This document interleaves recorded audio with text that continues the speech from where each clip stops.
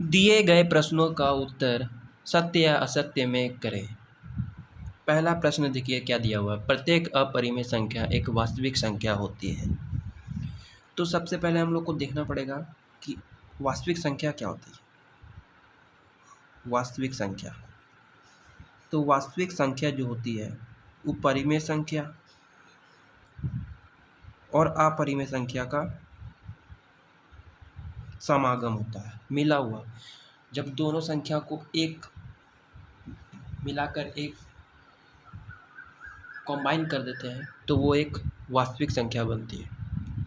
तो यहाँ लिख रहा है क्या अपरिमेय संख्या एक वास्तविक संख्या है, तो जी हाँ, अपरिमेय संख्या भी एक वास्तविक संख्या है, परिमेय संख्या भी वास्तविक संख्या है, यानी अपरिमेय संख्या एक वास्तविक संख्या। तो इसका आंसर लिखेंगे सत्य।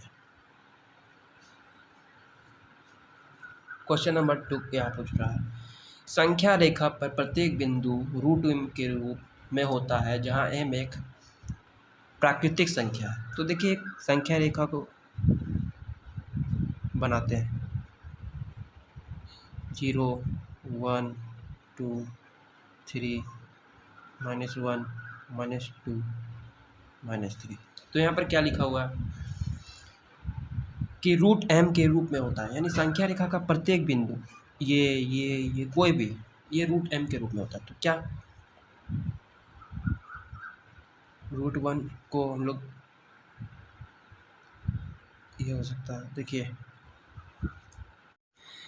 संख्या, देखिए इसमें क्या बता रहा है, संख्या रेखा का प्रत्येक बिंदु √m के रूप का होता है जहाँ m एक प्राकृतिक संख्या है। तो देखिए अगर √1 को देखा जाए तो ये √1 है, यानी कि ये √m के फॉर्म में है। अगर √2 को देखा जाए ये √4 का है, √4 के रूप में लिख सकते हैं। 9 को √3 के फॉर्म में लिख सकते हैं, यानी ये संख्या रेखा का प्रत्येक बिंदु को, उसी तरह 0 को √0 के रूप में लिखा जा सकता है। तो संख्या रेखा का प्रत्येक बिंदु को √m के रूप में दर्शाया जा सकता है, पर ये पूर्णतः सत्य नहीं है, क्योंकि 0 के बाद यानी ऋणात्मक संख्याओं को वर्गमूल में दर्शाना असंभव है।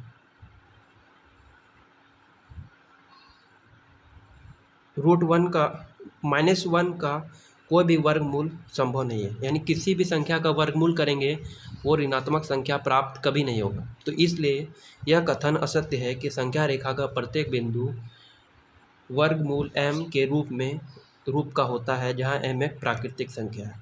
तो ये कथन क्या है, असत्य है। तो लिखेंगे असत्य। असत्य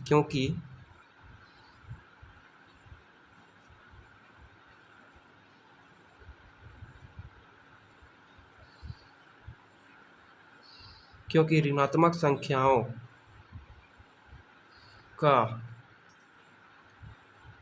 को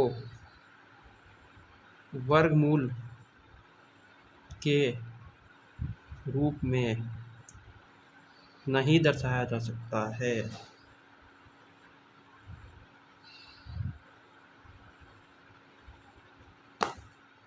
क्वेश्चन नंबर 3, प्रत्येक वास्तविक संख्या एक अपरिमेय संख्या होती है। तो क्या प्रत्येक वास्तविक संख्या एक अपरिमेय संख्या होती है? तो देखिए वास्तविक संख्या क्या होती है। वास्तविक संख्या तो मैंने पहले मैंने बताया कि परिमेय संख्या और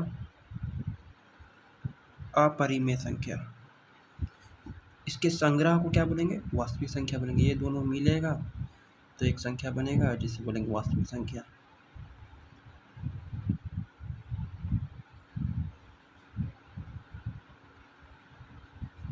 तो ऐसा बोला जा सकता है कि प्रत्येक वास्तविक संख्या एक अपरिमेय संख्या नहीं, क्योंकि वास्तविक संख्या में परिमेय संख्या भी आ सकता है, अपरिमेय संख्या भी। एग्जाम्पल के तौर पर √3 √5 1 2 3 -1 0, ये सब क्या है, एक वास्तविक संख्या है। तो √3 एक अपरिमेय संख्या है नहीं, √3 एक अपरिमेय संख्या है, लेकिन -1 0 1 2 3 ये क्या है, परिमेय संख्या। तो प्रत्येक वास्तविक संख्या एक अपरिमेय संख्या नहीं होती है। तो ये जो स्टेटमेंट दिया हुआ है ये क्या है, असत्य है। तो लिखेंगे असत्य।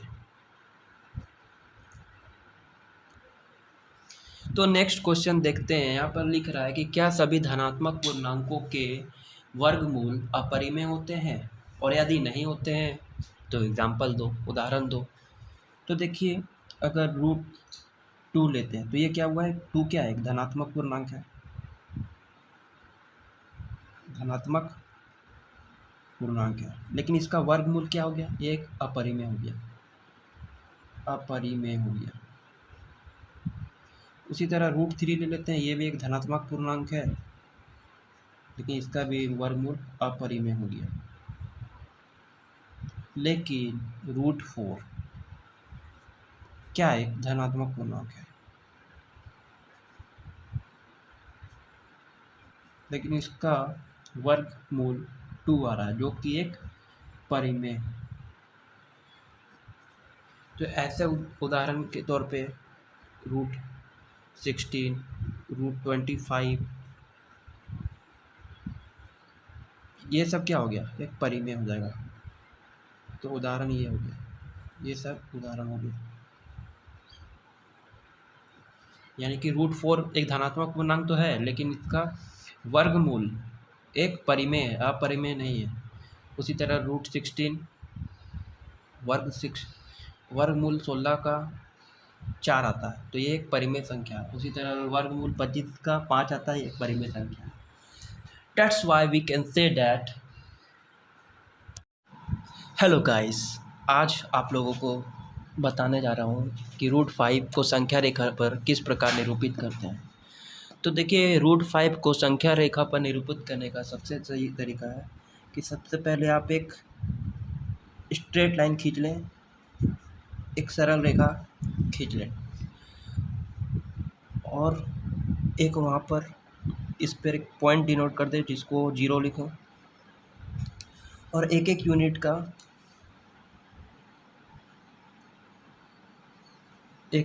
का एक लाइन ले लें, 1 2 3। उसी तरह इधर भी एक एक यूनिट का लाइन ले लें। देखिए, ये हो गया 1, ये हो गया 2, ये हो गया 3, ये हो गया 4, इस तरह ये जाते रहेगा। ये हो गया -1, ये -2, -3, ये -4।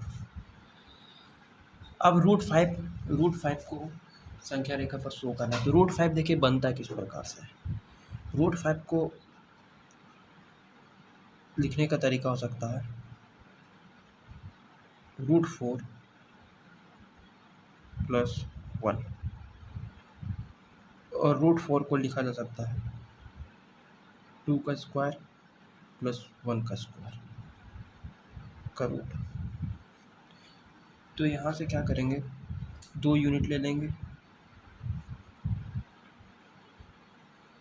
2 यूनिट ले लेते हैं, और फिर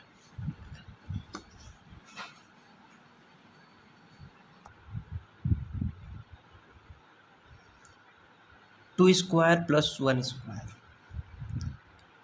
इस तरह लिख सकते हैं। यानी कि आप देखिए, यहाँ से 2 यूनिट ले लेते हैं, यहाँ से यहाँ हो गया 2 इकाई, 2 यूनिट,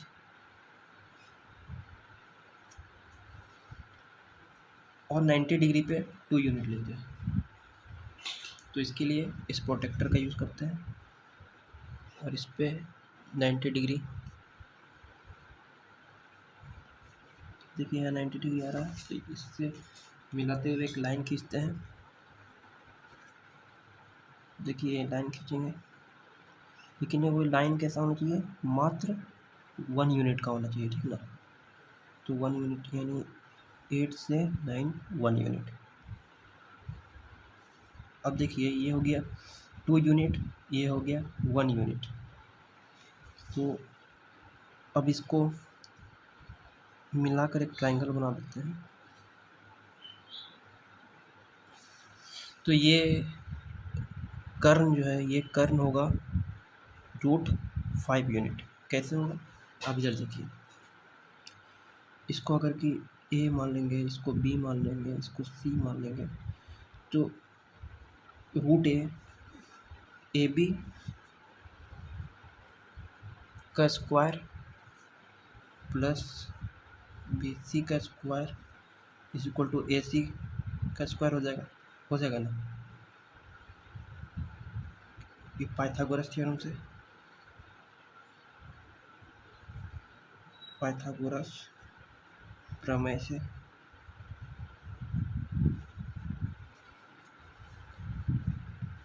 अब ए बी जो है, देखिए ए और बी, ए बी है 2 यूनिट तो यहाँ पर 2 लिखो, 2 का स्क्वायर प्लस बी सी जो है ये 1 यूनिट यानी कि 1 का स्क्वायर लिखो is equal to A C का स्क्वायर लिख सकते हैं। 2 का स्क्वायर 4 प्लस 1 का square 1 is equal to A C का स्क्वायर, यानी कि हो गया 5 is equal to A C square. Both side square root ले लेते हैं तो हो जाएगा A C is equal to √5। यहाँ से स्क्वायर और स्क्वायर रूट कट के एक ए सी बच जाएगा, तो ए सी क्या हो गया, ए सी हो गया ए और सी √5। अब देखिए यहाँ पर यानी कि ये लाइन जो है ये इसकी लेंथ है √5 और इसी को हम लोग को संख्या रेखा पर यानी इस जो स्ट्रेट लाइन इस पर शो करना है। तो अब स्ट्रेट लाइन पे तो ये शो हो नहीं रहा है, तो स्ट्रेट लाइन पे शो करने के लिए क्या करना पड़ेगा, इसी लेंथ का एक आर्क लेंगे, इसी को ए सी को रेडियस मान के एक आर्क लेंगे। ये आर्क जिस पॉइंट पर स्ट्रेट लाइन को टच करेगा वो लाइन ही √2 √5 शो करेगा, ठीक ना। ये और लेट अस से दिस लाइन इज पी, तो ये ए पी जो है ये क्या है, √2 ये √5 है। क्यों √5 है, देखिए ए सी बराबर ए पी, क्यों, एक ही त्रिभुज, एक ही वृत्त की त्रिज्या, एक ही वृत्त की त्रिज्या। और हम लोग जैसा जानते हैं कि एक वृत्त में जितनी भी त्रिज्याएं होती है सबका लंबाई समान होती है, तो ए सी बराबर ए पी होगी, ए सी बराबर ए पी। और ए सी की लंबाई कितनी है, ए सी की लंबाई होगी ए सी की लंबाई होगी √5, तो ए पी की भी लंबाई होगी √5 यानी √5 त्रिभुज होगी। तो गाइज अब दूसरे क्वेश्चन ये क्वेश्चन नंबर 4 है। इसमें क्या बोल रहा है कि क्रियाकलाप का यूज़ करके एक वर्गमूल सर्पिल बनाना है। तो वर्गमूल सर्पिल किस प्रकार बनेगा, तो उसके लिए आपको 3 चीज़ चाहिए होगी, एक ये चांद, एक ये स्केल और एक कोई पेन या पेंसिल। अब देखिए वर्गमूल सर्पिल किस प्रकार बनता है। तो देखिए सबसे पहले आप क्या करना कि एक स्केल से 1 यूनिट लेंथ का एक लाइन खींचना, ठीक। अब 1 यूनिट लाइन ये एक इकाई हो गया, एक इकाई। अब यहाँ से एक 90 डिग्री खींचना, तो 90 डिग्री का खींचने का तरीका होता है इस चांद का यूज़ करके 90 डिग्री। तो अब इस पॉइंट से होते हुए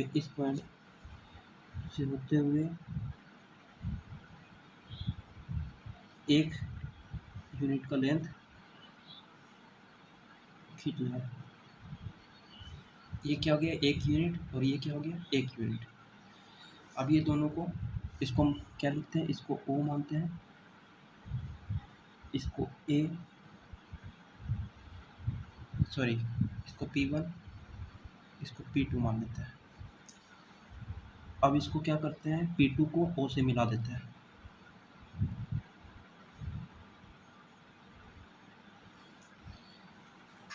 तो ये क्या हो गया, ये 1 और ये 1।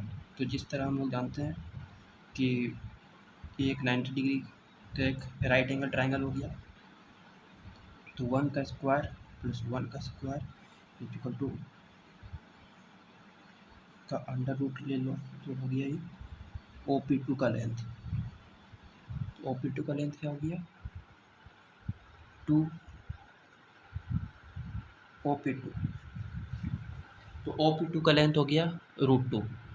अब इसी तरह आगे बढ़ते जाना है। अब क्या करना है, OP को एक स्ट्रेट लाइन बेस लाइन मान के इस पर 90 डिग्री का एंगल लेना है। तो इसका 90 डिग्री का एंगल लेने का तरीका होता है इस प्रोटेक्टर को यूज़ करके 90 डिग्री बनाना है। अब 90 डिग्री बनाने के बाद 1 यूनिट लेंथ का यहाँ पर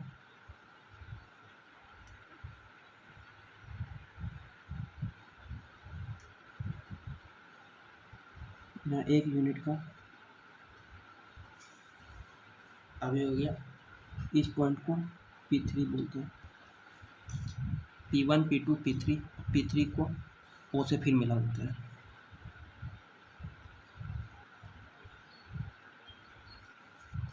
तो ये भी 90 डिग्री हो गया, ये 90 डिग्री हो गया। अब ये देखिए, ये 1 तो ये √2 था, उसी तरह ये OP3 √3 हो गया। फिर क्या करना है कि OP3 को बेस लाइन मान के इस पे 90 डिग्री एंगल को बनाना है। तो इसको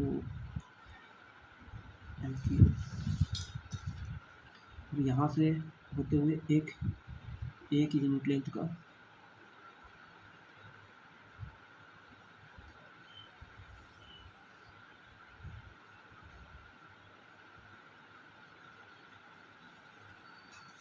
एक यूनिट लेंथ, ये 1 यूनिट, ये भी 1 यूनिट, ये भी 1 यूनिट का हो गया, एक इकाई का।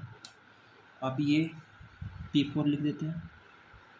अब P4 को फिर O से मिला देंगे और OP4 एक लाइन सीक्वेंस को ड्रॉ करेंगे। OP4 तो ये क्या हो गया, ये √4 हो गया।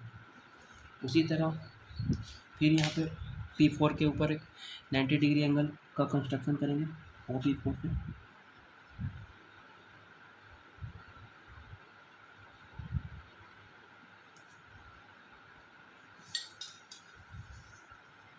और फिर एक यूनिट लाइन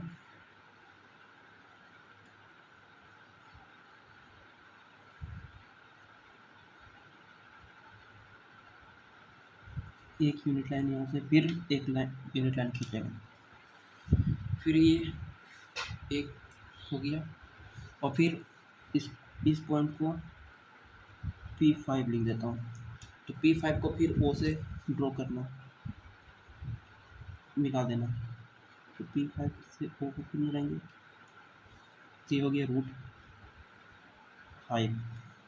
फिर क्या करना है, OP5 पे फिर 90 डिग्री का एंगल,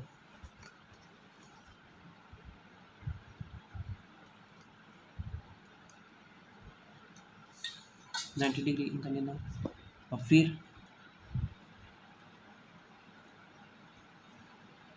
एक यूनिट का लाइन फिर खींचना।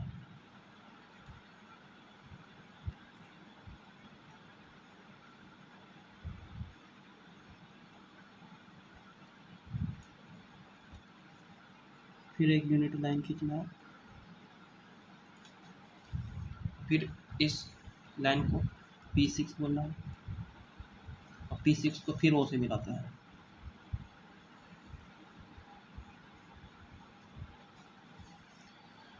इसी तरह करते करते अब देखिए, इसी तरह अब फास्ट फॉरवर्ड कर रहा हूँ, इसी तरह करते, तो देखिए इसी तरह करते करते आप √8 √9 ऐसे करते करते आप तो इस तरह का एक स्ट्रक्चर फॉर्म होगा। तो इसको क्या बोलते हैं, इसको सर्पिल बोलते हैं, सर्पिल,